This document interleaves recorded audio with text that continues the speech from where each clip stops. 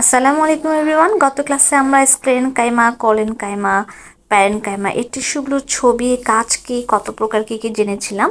তোমরা যারা আগের ভিডিওটি দেখো না, ডেসক্রিপশন বক্সে লিঙ্ক দিয়ে দেবো অথবা প্লেলিস্ট করা আছে, সেখান থেকেও দেখে নিতে পারবে।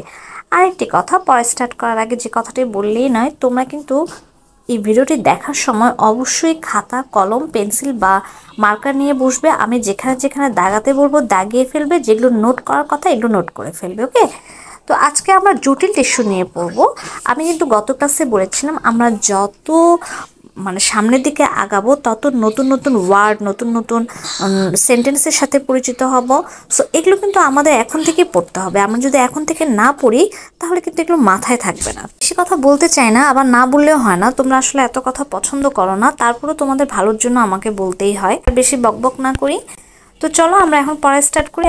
জটিল টিস্যু বিভিন্ন ধরনের কোষের সমন্বয়ে যে স্থায়ী টিস্যু তৈরি হয় তাকে জটিল টিস্যু বলে। এটা আমরা গত ক্লাসও পড়েছিলাম, আবারও পড়লাম।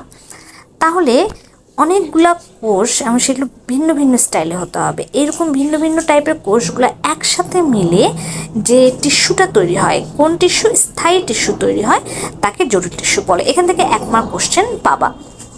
এরা উদ্ভিদ পরিবহনে কাজ করে, তাই এদের পরিবহন টিস্যুও বলা হয়।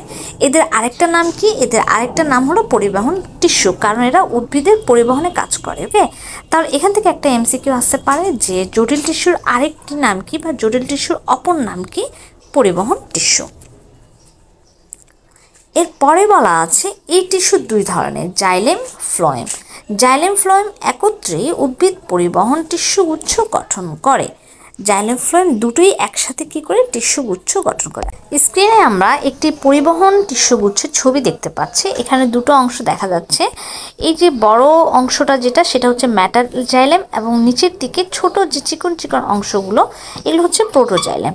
আমরা এখন জাইলেম সম্পর্কে জানবো। জাইলেম হচ্ছে 2 ধরনের হয়ে থাকে, প্রাথমিক ও গৌণ জাইলেম। এখান থেকে আমাদের ছোট ছোট প্রশ্ন আসবে। জাইলেম কয় প্রকার? 2 প্রকার, প্রাথমিক এবং গৌণ জাইলেম।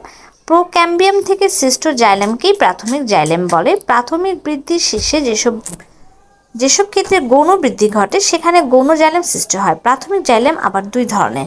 প্রাথমিক অবস্থায় একে বলা হয় প্রোটোজাইলেম, পরিণত অবস্থায় মেটাজাইলেম। এবং মেটাজাইলেমের অভ্যন্তরীণ ফাঁকা গহ্বরটি বড় থাকে। জাইলেম কয়েক ধরনের কোষ থাকে, ট্রাকিড, ভ্যাসেল, জাইলেম প্যারেনকাইমা এবং জাইলেম ফাইবার। তাহলে আমরা কি বুঝলাম? প্রোটোজাইলেম এবং মেটাজাইলেম এটা হচ্ছে জাইলেমেরই অংশ, এবং প্রোটোজাইলেম হচ্ছে প্রাথমিক অবস্থায় যেটা থাকে প্রোটোজাইলেম, এবং সেটা ছোট থাকে। দ্যাট মিনস আমরা যদি ছবির দিকে আরেকবার খেয়াল করি তাহলে ইজিলি বুঝতে পারি। এই যে বড় অংশটা, এটা হলো বড় ফাঁকা অংশটা, পরিণত অবস্থায় যেটাকে বলা হয় মেটাজাইলেম, আর একদম প্রাথমিক দিকে ছোট যে অংশটা সেটা হচ্ছে প্রোটোজাইলেম। ওকে, তাহলে মেটাজাইলেমের অভ্যন্তর ফাঁকা একটা গহ্বর থাকে, এটাও আমরা জানতে পারলাম, এবং ছবির মাধ্যমে সেটা স্পষ্ট বোঝাও যাচ্ছে। এরপরে আসো ট্রাকিড। ট্রাকিডের কোষগুলো খুবই লম্বা হয়ে থাকে। এর প্রান্তদ্বয় সরু এবং সূচালো হয়। আবার বলছি, ট্রাকিড কোষ লম্বা হয়, প্রান্ত দুটো সরু হয়, সূচালো হয়, প্রাচীরে লিগনিন জমা হয়ে পুরু হয়। অর্থাৎ এদের প্রাচীরটা মোটা হয়। কারণ কি? কারণ এখানে লিগনিন জমা হয়। এটা আন্ডারলাইন করে রাখবে। অভ্যন্তরীণ গহ্বর বন্ধ হয়ে যায়, তার মানে এখানে কোনো গহ্বর থাকে না। ফলে পানি চলাচল পাশাপাশি জোড়া কূপের মাধ্যমে হয়ে থাকে। প্রাচীরের পুরুত্ব কয়েক ধরনের হয়, যেমন বলয়াকার, সর্পিলাকার, সোপানাকার এবং জালিকাকার কিংবা কূপাঙ্কিত। এখানে সর্পিলাকার মানে সাপের মতো দেখতে হবে, সোপানাকার জালিকাকার জালের মতো দেখতে হয়, মানে এদের আকারটা এই ধরনের হয়ে থাকে। এবং কূপাঙ্কিত, কূপ যেমন হয়ে থাকে এরকম কূপের মতো দেখতে হয়। আমরা যদি একটু ফিগারের দিকে লক্ষ্য করি, এই যে এটা হচ্ছে আমাদের ট্রাকিড। দেখো ট্রাকিডে বলা আছে এই কোষগুলো লম্বা, এটাও কিন্তু লম্বা। এবং প্রান্তদ্বয় বলেছে সরু এবং সূচালো। দেখো এই প্রান্তদ্বয়গুলো কিন্তু সরু, তাই না? এই প্রান্তদ্বয় কিন্তু সরু মনে হচ্ছে। এবং প্রাচীরগুলো মোটা হয়, কারণ কি? লিগনিন জমা হয়। আমি বলছি এগুলো বিভিন্ন আকারের হয়ে থাকে, কূপযুক্ত। দেখো এই যে কূপ মানে ছোট ছোট ছিদ্রের মতো থাকে, হ্যাঁ, এই দেখতে এগুলো কূপের মতো লাগে, এই জন্য কূপযুক্ত বলা হয়ে থাকে।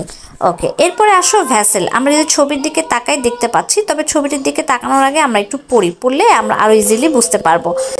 ভেসেল কোষগুলো খাটো এবং চোঙের মতো হয়। ওকে, এরপরে এখন আমরা ছবির দিকে তাকাই, দেখো দেখতে কার মতো? খাটো কিন্তু এগুলো, হ্যাঁ, লম্বা না, চিকন না, খাটো হয় এবং চোঙ যেমন দেখতে লাগে ঠিক তেমন কিন্তু ওরকম দেখাচ্ছে।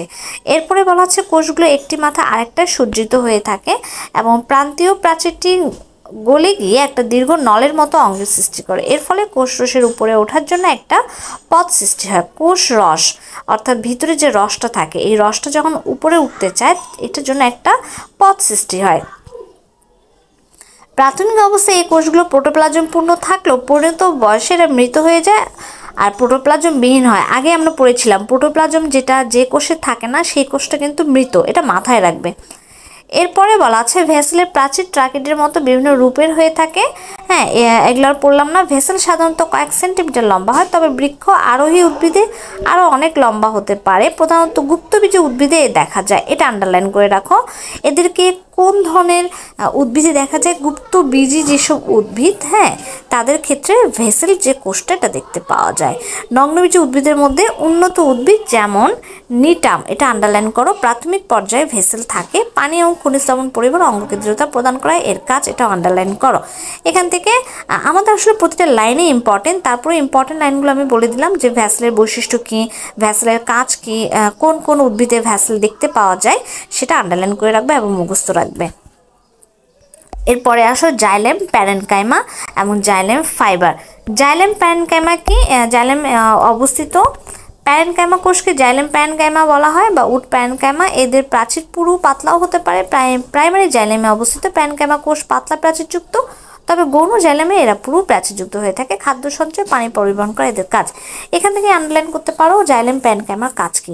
এবার আসো জাইলেম ফাইবার। জাইলেমে অবস্থিত স্ক্লেনকাইমা কোষই হচ্ছে জাইলেম ফাইবার, এটা আন্ডারলাইন করো। এখান থেকে এমসিকিউ আসে। জাইলেম ফাইবার কোনটা? স্ক্লেনকাইমা কোষ যেটা আছে সেটা হচ্ছে জাইলেম ফাইবার। এদেরকে উড ফাইবারও বলা হয়।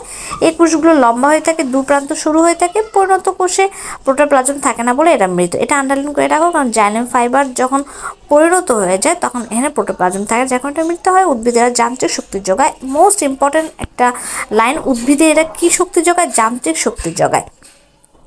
এছাড়া দ্বিবীজপত্র উদ্ভিদের সব ধরনের জাইলেমে এরা অবস্থান করে। পানি, খনিজ পদার্থ পরিবহন করা, খাদ্য সঞ্চয় করা, উদ্ভিদকে যান্ত্রিক শক্তির দৃঢ়তা প্রদান করা জাইলেম টিস্যুর প্রধান কাজ। তার এখান থেকে জাইলেম ফাইবারের কাজ আসবে। জাইলেম ফাইবার কোথায় পাওয়া যায় সেটা আসবে। এই হলো আজকে আমাদের পড়া। আমরা পরবর্তী ফ্লোয়েম, সিপ কোষ, সঙ্গী কোষ এগুলো নিয়ে পড়বো। তো আজকে এই পর্যন্ত। এই মুহূর্তে তোমরা যারা আমার ভিডিওটি দেখছো লাইক শেয়ার করে, যারা আমার চ্যানেলে নতুন প্লিজ সাবস্ক্রাইব করে দিও, কারণ তোমাদের একটা সাবস্ক্রিপশন আমার ভিডিও তৈরি করার অনুপ্রেরণা। আর যারা করেছো তাদেরকে আন্তরিক ধন্যবাদ।